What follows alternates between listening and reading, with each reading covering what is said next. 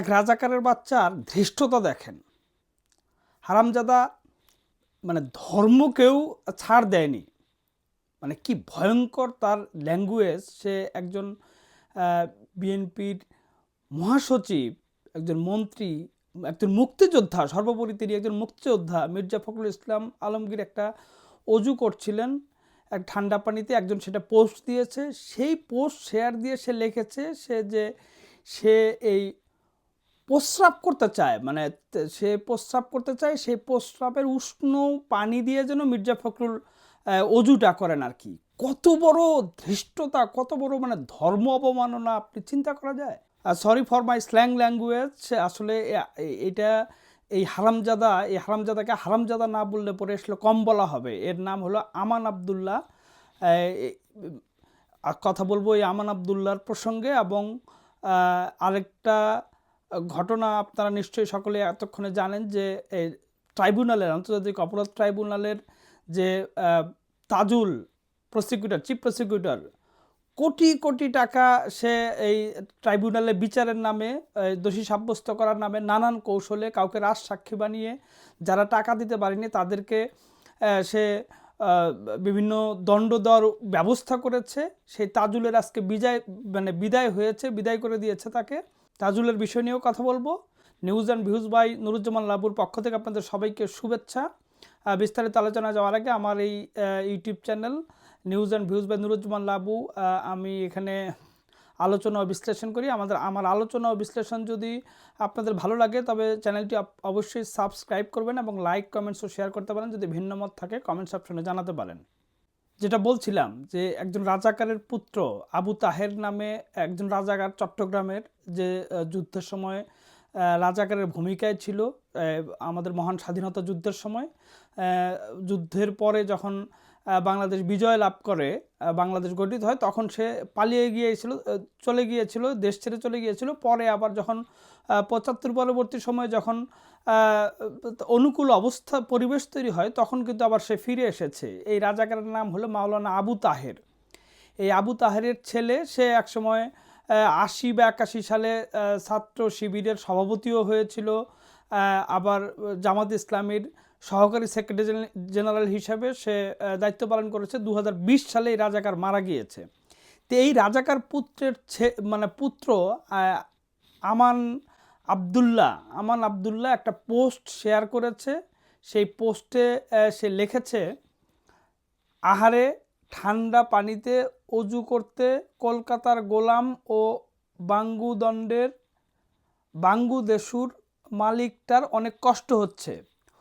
ওনার গোলামরা চাইলে আমি সামনে দাঁড়িয়ে কিছু উষ্ণ প্রাকৃতিক পানি দিতে পারি। তবে আগেই বলে দিচ্ছি বাপু, পুরো অজুর জন্য পানির পরিমাণ হয়তো যথেষ্ট নাও হতে পারে।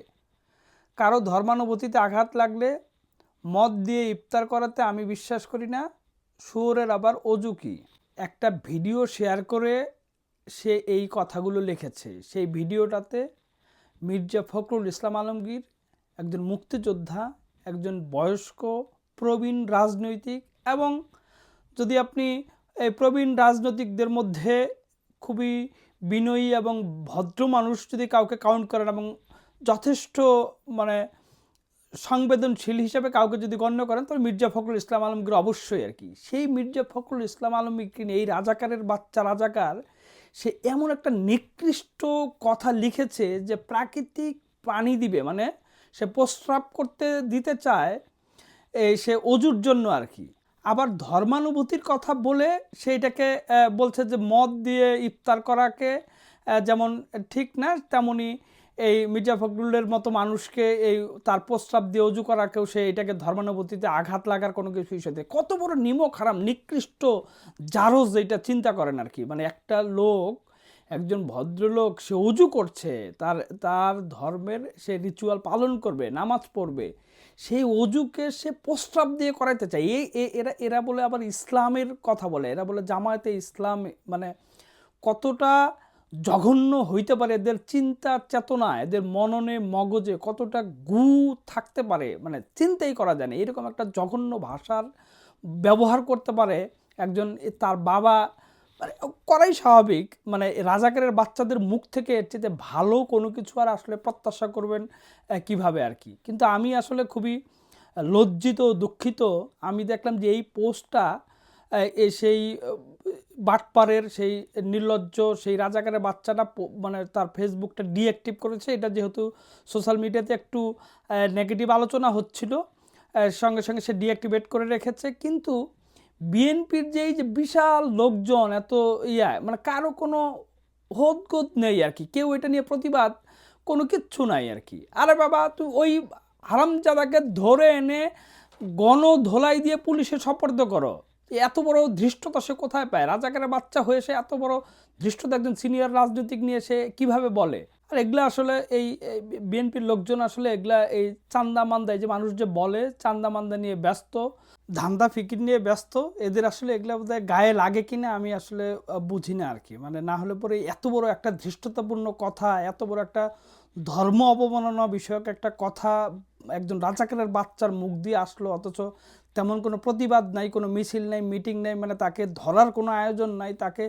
তার তো আসলে তার টুটি চিপে ধরে এনে তাকে গণধোলাই দিয়ে এই পুলিশের হাতে সোপর্দ করার কথা আর কি। এতক্ষণে তাই হওয়ার উচিত ছিল আর কি। কিন্তু মানে এইটা আসলে কিছুই হবে না। খুবই দুঃখজনক, ভীষণ রকম দুঃখজনক এবং হতাশাজনক আসলে। আর আরেকটা প্রসঙ্গ, এই যে তাজুল ইসলাম, আন্তর্জাতিক অপরাধ ট্রাইব্যুনালের তাজুল ইসলামকে আজকে বিদায় করে দিয়েছে। এটা একটা গুড ডিসিশন হয়েছে, কারণ এই তাজুল ইসলাম শত শত কোটি টাকা এই ট্রাইব্যুনালের নামে, ট্রাইব্যুনালে ফাঁসিয়ে দেওয়ার নামে, ট্রাইব্যুনালে চার্জশিটভুক্ত করার নামে, ট্রাইব্যুনালে বিচারকের মাধ্যমে শাস্তি দেওয়ার নামে সে শত শত কোটি টাকা কামিয়ে নিয়েছে। তাকে শুধু এই যে ট্রাইব্যুনাল থেকে বিদায় করে দিলেই মানে এটা শেষ না, তাকে আসলে দুদক দিয়ে যথাযথভাবে তদন্ত করে তার কোথায় কত টাকা অবৈধভাবে উপার্জন করে, কোথায় টাকা পাচার করেছে, সেইটা একেবারে সুষ্ঠু তদন্তের মাধ্যমে জাতির সামনে মানে উপস্থাপন করাটা খুবই প্রয়োজনীয় আর কি। সরকার করবে কিনা জানি না, কারণ খোদ এই তাজুল ইসলামের একজন সহকারী সে নিজে অভিযোগ করেছে যে তাজুল ইসলামের রুমে আফজাল নামে এক পুলিশ কর্মকর্তা, আশুলিয়ার ঘটনায় আফজাল নামে এক পুলিশ কর্মকর্তার স্ত্রী টাকার ব্যাগ নিয়ে ঢুকেছিল এবং সেইটার সে প্রতিবাদ করায় তাকে ট্রাইব্যুনাল থেকে সরিয়ে দিয়েছে। তো এছাড়া আরও অন্যান্য নানা ঘটনা, কারণ পুরো ট্রাইব্যুনালটা আসলে তাজুল ইসলামের একচ্ছত্র আধিপত্য ছিল। তদন্ত থেকে শুরু করে পুরো ট্রাইব্যুনালের পরিচালনা সব জায়গায় সে এমনভাবে প্রভাব বিস্তার করে রেখেছিল যে তার অর্ডার ছাড়া, তার হুকুম ছাড়া, তার ইশারা ছাড়া কোনো কিছুই হয়নি। ফলে সে মামুনকে যেমন টাকার বিনিময়ে চৌধুরী আবদুল্লাল মামুনকে রাজসাক্ষী বানিয়েছে, আবার অনেককেই মামলার থেকে ছাড় দেওয়ার নাম করে টাকা নিয়েছে, কাউকে শাস্তি কম দেওয়ার নামে টাকা নিয়েছে, কাউকে যারা টাকা দিতে পারেনি তাদেরকে চার্জশিটভুক্ত তাদেরকে দণ্ড দেওয়া। এটা কারণ বিচারকরাও আসলে ট্রাইব্যুনালের বিচারকরাও আসলে তাজুল ইসলাম যেইভাবে বলেছে, যেইভাবে চেয়েছে ঠিক সেইভাবেই বিচার কার্যক্রমটা সম্পন্ন হয়েছে বা হচ্ছে।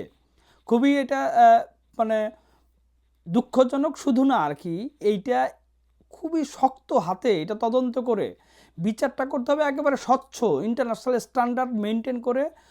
মানে প্রতিপক্ষ মানে আসামি পক্ষ এবং রাষ্ট্রপক্ষ দুই পক্ষের যথাযথ আর্গুমেন্টের মাধ্যমে নথিপত্র, তথ্য, উপাত্ত সব উপস্থাপন করে একেবারে ন্যায় বিচার প্রতিষ্ঠা করতে হবে। ন্যায় বিচারের বাইরে কোনো ধরনের পার্শিয়াল, কারণ তাজুল তো একেবারে পার্শিয়ালই ছিল, কারণ সে তো ছিল জামাতের যুদ্ধাপরাধের অভিযুক্ত ব্যক্তিদের আইনজীবী আর কি। তাকে দিয়ে জাস্ট প্রতিশোধটা জামায়াতের প্রভাবে আর আসিফ নজরুল এই সারের এই চাওয়ায় তাজুলকে এই চিফ প্রসিকিউটর বানিয়ে তারাই যে রায়গুলো দিয়েছে এটা ছিল একেবারে জামায়াতের প্রতিশোধের রায় আর কি। মানে তাদের যে 2013-14 সালে যে তাদের নেতাদেরকে যে ফাঁসি দেওয়া হয়েছে সেটার জাস্ট প্রতিশোধ নিয়েছে। এখন আসলে এই তাজুলকে কোনোভাবেই ছাড় দেওয়া যাবে না, একে ধরতে হবে, যে কোনো মূল্যে ধরতে হবে।